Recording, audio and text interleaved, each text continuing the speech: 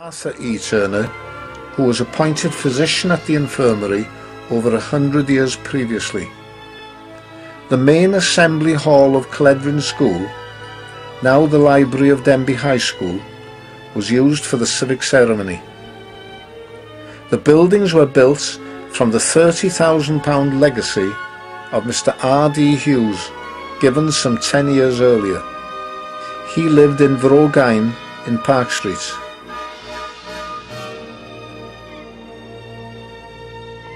William James Jones, the porter, known affectionately as Jones Bach, retired in 1963. He was another of the infirmary's well-known characters. He would always address Matron Bundred as Mum. His tasks were numerous and varied. A list prepared by him outlines these tasks.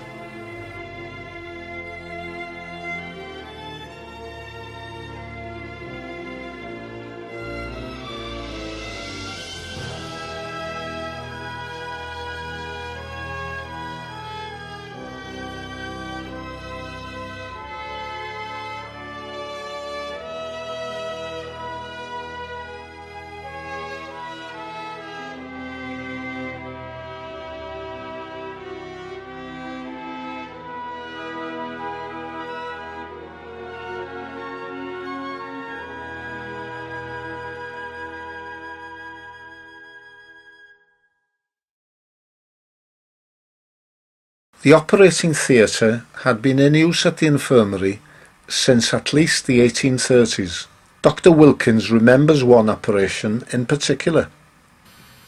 I'm pretty certain it was an appendix, and she was from a Bolchewe, came down to the infirmary, the lights failed. And thing is, in those days we used to do what they call use open ether. You poured it onto a mask sort of thing, and of course the danger there was you know, if you had any naked lights, well, we had to have we got one or two lamps, which not yet, and some candles, and to be on the safe side we had the windows wide open. Of course it was one of those nights when it was cold as anything, and Dr. Lewis, he operated there and I gave the anaesthetic. But I had to be, you know, so careful that there were no lights nearby in case we blew up. The era of major surgery at the infirmary came to an end in 1964. The last major operation undertaken here in the infirmary was when a postman developed gangrene of his foot, and we had to take his foot off, his leg off. And Professor Robert Owen, who in those days was a senior orthopaedic surgeon in the War Memorial Hospital in Rhyl, came over, and I assisted him in amputating this fellow's leg, who did very well afterwards. And so did Robert Owen, who became Professor of Orthopaedics in Liverpool. So it was my last performance there, as it were. I do remember taking this poor fellow's leg off at that time. Elsie Williams remembers that in the 1960s the local bobby would occasionally call in for a cup of tea in the early hours. They'd come in and the sergeants would be ringing them. They must have had, as far as I know, a mobile phone those days, and where are you now? And he'd open the window and go, put his head out, and he'd say, I'm coming up Ruthin Road at the moment, I'll be there in a minute.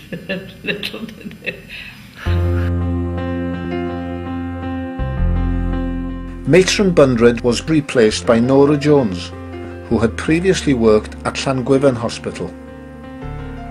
Her title would be changed to Nursing Officer in 1973.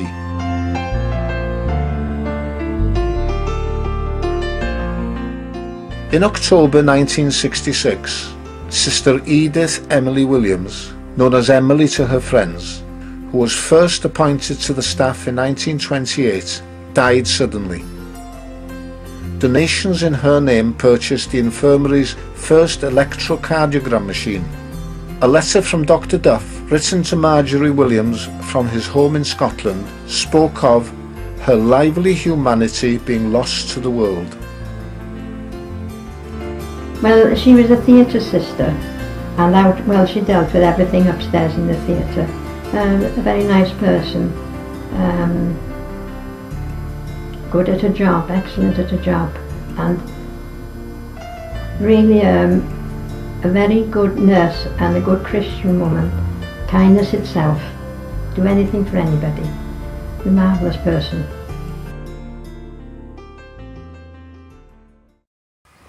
The League of Friends was formed in 1971. Over the years, the League has been responsible for all manner of fundraising events.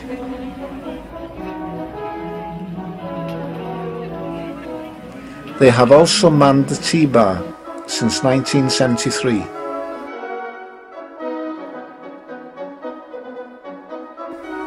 The maternity department was closed in 1974 after over 50 years of continuous service.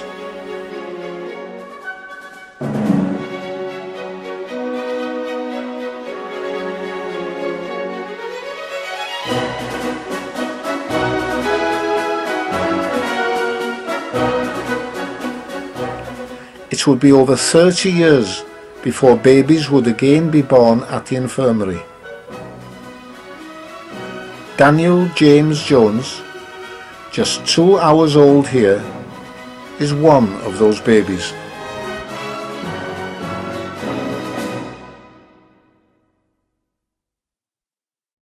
A new 2-bedded Macmillan unit was completed in 1977.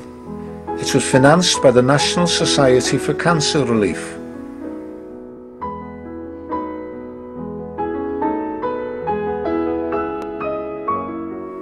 It was rebuilt and enlarged in 1995.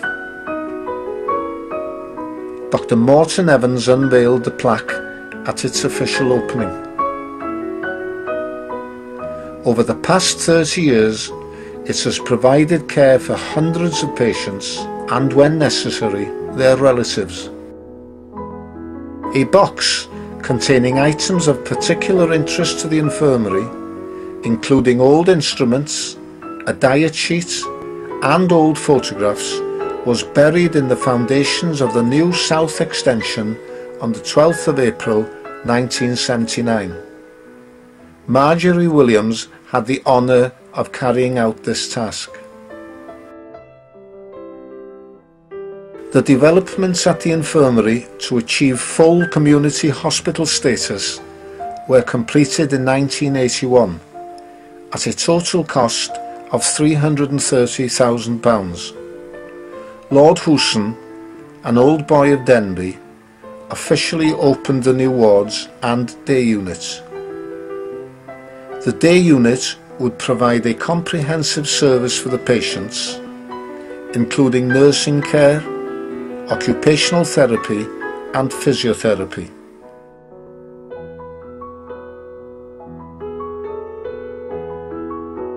Nora Jones retired as nursing officer in 1978 and was replaced by Beryl Melvin. Mrs. Melvin later became the Deputy Chief Nursing Officer at the Welsh office. Blodwyn Davies was appointed in her place in 1981. The day hospital has provided the venue for a number of Christmas pantomimes since 1984. Members of the infirmary staff, medical staff and friends of the hospital have raised thousands of pounds for charities over the years.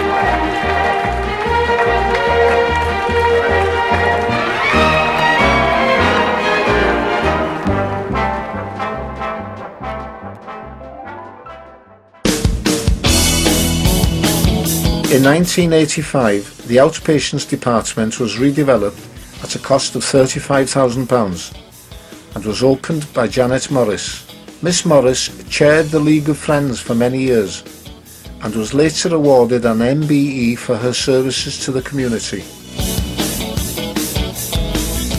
The minor injuries department was also refurbished at this time. In 1993, Eva Edwards was appointed hospital manager. The staircase, which had been a feature of the infirmary since 1813, was removed in 1995 as part of the redevelopment plan. During the last decade, the services provided at the community clinic in Middle Lane, which was opened in 1939, were transferred to the infirmary into a totally refurbished nurses' home. The Denbigh Infirmary Clinic offers a comprehensive service which includes dental care, podiatry, midwifery, childcare, facilities for learning disabilities and district nursing services.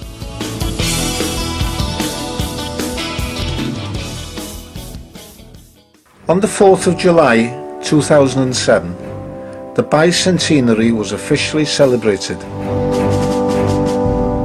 A service of thanksgiving was held in a packed St Marcella's Church.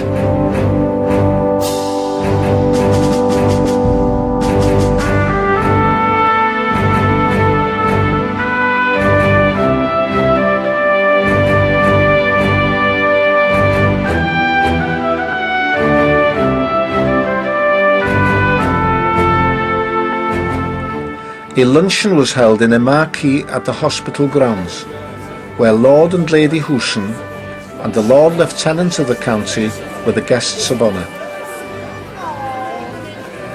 Later that afternoon, retired staff and friends of the infirmary dropped in for afternoon tea, a chance to reminisce and browse through the many old photographs and items of memorabilia which were on display.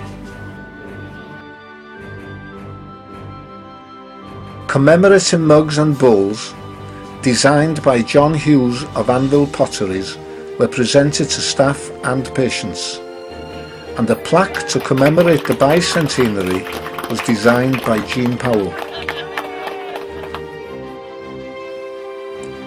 On the 8th of October, Her Royal Highness the Princess Royal paid a visit to the infirmary.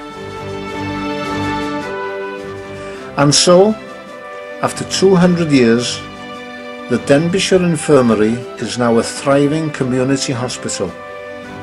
Let us hope that as it enters its third century, its future will be as exciting and splendid as its past, and that it remains as a haven and healing place for many years to come.